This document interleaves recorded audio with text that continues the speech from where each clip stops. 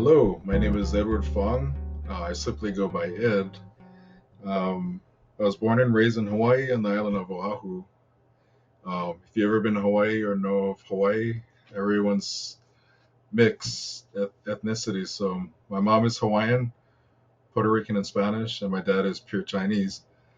Um, in Hawaii, we would say that chop suey. My wife is Latina, so she says I'm Latino. My major is in information computer technology with a concentration in software development.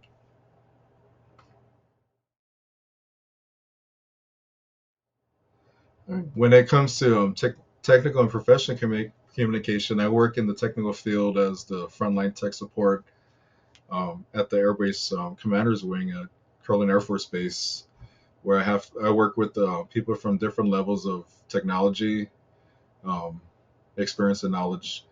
For example, my coworkers are very technical. I can communicate with them in technical jargon, and they know exactly what I'm saying. However, when I'm speaking to the base commander, although he knows some technical aspects of technology, I can speak to him about how his computer is communicating.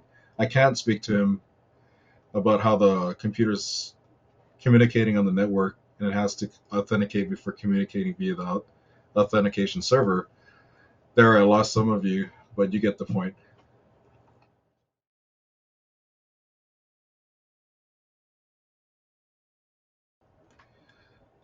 On a on an instance when there was a conflict with one of my bosses.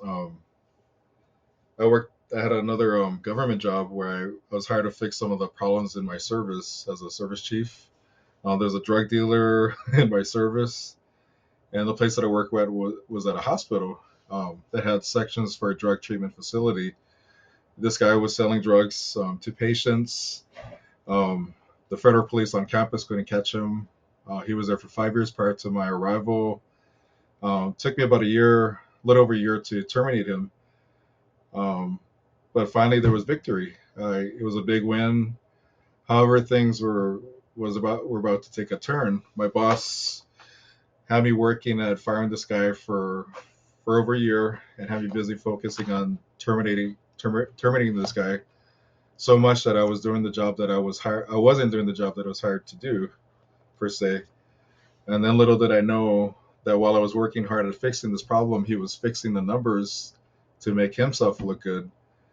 I started looking at the numbers for myself and realized what he was doing and how he was lying about the numbers. I confronted him. He laughed it off. He said, "Oh, I was just overreacting." He said that nobody's going to find out. We're in Albuquerque. The company's in on the East Coast. Um, the problem was he had been fixing the numbers as if I was the one that was reporting the numbers. So if I said something, I was in a really bad position where he could just say, "Well, it wasn't me, it was him." So I was at a crossroad. I would turn, would I turn him in and take the bullet and see what the outcome would be? Would they believe me, who was there for just little over about 2 years, over my boss, who was there for about 25 years, or he was working with the company for about 25 years? Um, so he was good at his craft, but not in a good way. He was an expert at working the system to some degree. I guess it worked for him, but it was unethical. Um, they're trying to make changes, and I eventually told the headquarters what was going on.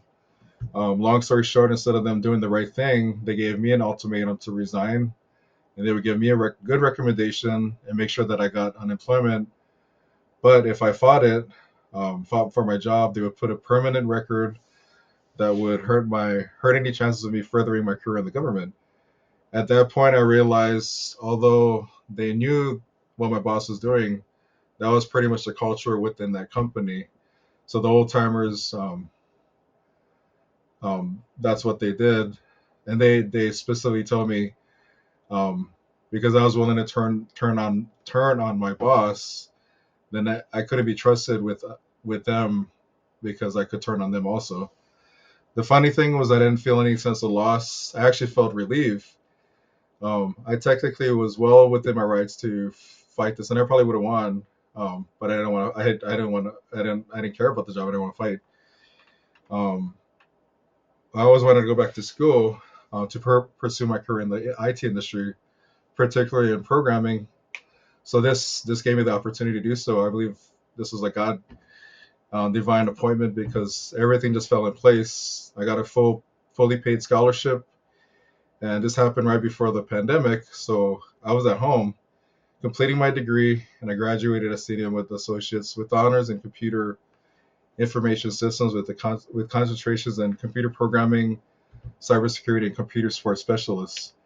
So after I graduated, God opened the door for me to work and do what I love doing. So I'm now going to NMSU, completing my bachelor's in a similar degree, and then my job pays up to $5,000 of my schooling, and I have other scholarships as well. So I would have to say that this is probably the best ethical conflict that has changed my life for the better, and I'm doing what I love at working in my job that I'm doing right now.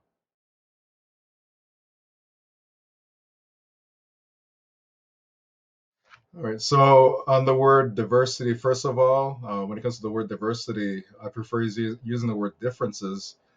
My reasoning is because the word diversity has been used to confine people's definition or interpretation of what really is a difference that may not be something that you're accustomed to or would be considered normal.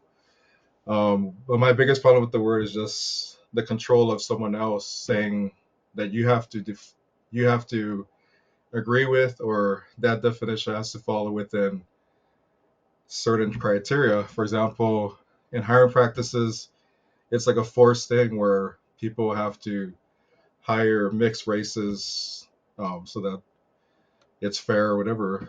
To me, this is force. It's not normal. Um, my word differences is a word that I prefer. It's left to interpretation to the person. For me, I like to enjoy people's differences. I'm from Hawaii, so there's a lot of differences. Not everyone is the same, but that's a good thing because life would be boring if everyone was the same. For example, my wife and I are foodies. I love eating all kinds of food, from Asian, Arabic food to Italian to good old American food. With differences, people can have their own interpretation of what differences mean as well. Not everyone likes all the foods that I may like, or vice versa, but we can enjoy and appreciate that everyone has their own preferences and interpretations of what differences mean to them. So my point is that I love and enjoy seeing different people and people's differences, and I embrace that. Everyone's unique, and everybody has their own, differences that they can offer to, the world and to everybody.